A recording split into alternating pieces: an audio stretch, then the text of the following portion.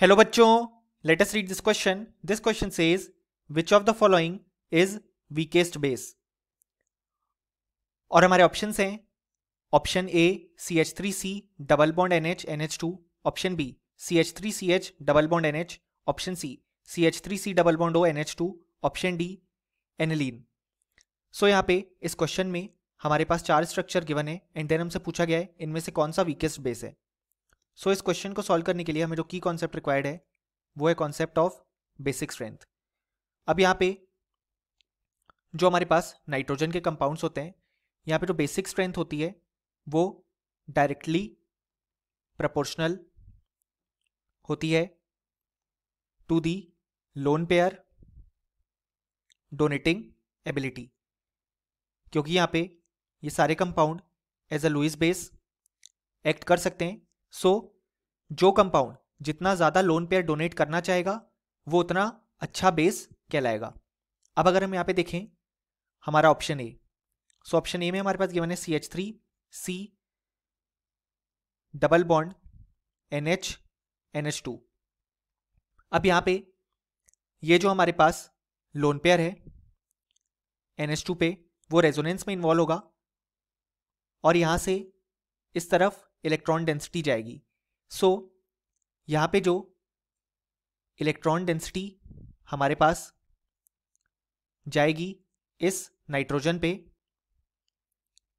सो इसी कारण से ये बहुत ही अच्छा बेस की तरह एक्ट कर पाएगा, क्योंकि यहाँ पे जो NH2 का लोन पेयर है वो इस नाइट्रोजन को और इलेक्ट्रॉन डोनेट कर रहा है. ऑलरेडी इस नाइट्रोजन के पास लोन पेयर प्रेजेंट है और यहाँ पे ये हमारे पास डबल बॉन्ड से अटैच्ड नाइट्रोजन है. सो यहाँ पे कोई डीलोकलाइजेशन भी इस लोन पेयर का नहीं होगा और यहाँ पे जो NH2 है वो भी अपना lone pair through resonance donate कर रहा है. इस कारण से इस नाइट्रोजन पे बहुत सारी इलेक्ट्रॉन डेंसिटी होगी और वो अच्छे से इलेक्ट्रॉन डोनेट कर पाएगा. सो ये यहाँ पे बहुत ही अच्छा बेस की तरह एक्ट कर पाएगा. अगर हम बात करें यहाँ पे ऑप्शन बी की, सो यहाँ पे CH3CH डबल बॉन्ड NH. अब यहाँ पे इस नाइट्रोजन के पास जो लोन पेयर है वो डोनेट हो जाएगा और ये भी बहुत अच्छे बेस की तरह एग्जिस्ट कर पाएगा, क्योंकि यहाँ पे नाइट्रोजन जो है वो डबल बॉन्ड से जुड़ा हुआ है और इसी कारण से यहाँ पे इस लोन पेयर का कोई भी हमें रेजोनेंस देखने को नहीं मिलेगा और ये कहीं भी डीलोकलाइज नहीं होगा.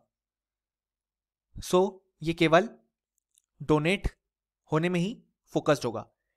लेकिन अगर हम अब यहाँ पे कंपैरिजन करें ए और बी में, सो ए की बेसिक स्ट्रेंथ ज़्यादा होगी एज कम्पेयर टू बी, क्योंकि हम देख सकते हैं इन दोनों में जो ये वाला सेगमेंट है वो तो कॉमन है, CH3C डबल बॉन्ड NH, ये वाला सेगमेंट कॉमन है. लेकिन ए में इस NH को हेल्प मिल रही है दूसरे NH2 से जो उसे और इलेक्ट्रॉन डेंसिटी डोनेट कर रहा है, इसलिए ए की बेसिक स्ट्रेंथ ज़्यादा होगी एज कम्पेयर टू बी. अगर हम बात करें यहाँ पे ऑप्शन सी की, तो हमारे पास गिवन है CH3C double bond O NH2. अब यहाँ पे जो इस बार नाइट्रोजन का लोन पेयर है वो फिर से रेजोनेंस में इन्वॉल्व होगा, लेकिन इस बार चेंज ये आएगा कि यहाँ पे जो हमारे पास नेगेटिव चार्ज जा रहा है वो ऑक्सीजन पे आ रहा है और इस नाइट्रोजन के पास पॉजिटिव चार्ज आ रहा है. सो अब हम जानते हैं ऑक्सीजन हाईली इलेक्ट्रोनेगेटिव एलिमेंट है. सो ये हमारे पास बिल्कुल भी जो इलेक्ट्रॉन है वो डोनेट नहीं करना चाहता है और यहाँ पे जो नाइट्रोजन का लोन पेयर था वो अब रेजोनेंस में इन्वॉल्व हो गया. सो ये यहाँ पे डोनेट नहीं हो पाएगा अच्छी तरीके से और यहाँ पे रेजोनेंस में भी वो इन्वॉल्व हुआ है ऑक्सीजन के साथ. सो अब माइनस चार्ज आ गया ऑक्सीजन पे, सो ये स्टेबल स्ट्रक्चर बन गया है. सो इस कारण से नाइट्रोजन इस केस में बिल्कुल भी लोन पेयर डोनेट नहीं करना चाहेगा. सो ये एक वीक बेस होगा यहाँ पे. अब अगर हम यहाँ पे ऑप्शन डी की बात करें, ऑप्शन डी में हमारे पास एनिलीन गिवन है. सो एनिलीन के केस में भी हमारे पास जो है नाइट्रोजन का लोन पेयर है वो रिंग में जाएगा और रेजोनेंस में इन्वॉल्व होगा, इसी कारण से वो डोनेट अच्छे तरीके से हमारे पास यहाँ पे नहीं होगा, इसलिए ये भी वीक बेस की कैटेगरी में आएगा.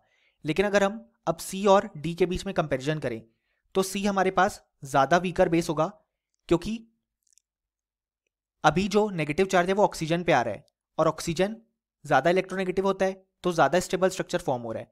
जबकि यहाँ पे कार्बन पे नेगेटिव चार्ज आ रहा है, और हम जानते हैं कार्बन पे नेगेटिव चार्ज कंपैरेटिवली कम स्टेबल होता है। इसी कारण से सबसे स्टेबल स्ट्रक्चर यहाँ पे इसका फॉर्म हो रहा है। सो ये बिल्कुल भी लोन पेयर डोनेट नहीं करना चाहेगा। सो ऑर्डर आ जाएगा सबसे कम C, देन उससे ज़्यादा D, उससे ज़्यादा B एंड सबसे ज़्यादा A, जैसा कि पहले हमने कंपेयर किया। ये हमारे पास आ गया इंक्रीजिंग बेसिक स्ट्रेंथ का order.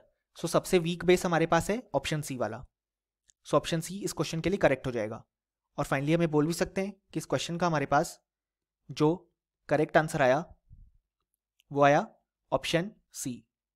Hope you understood it well. Best of luck.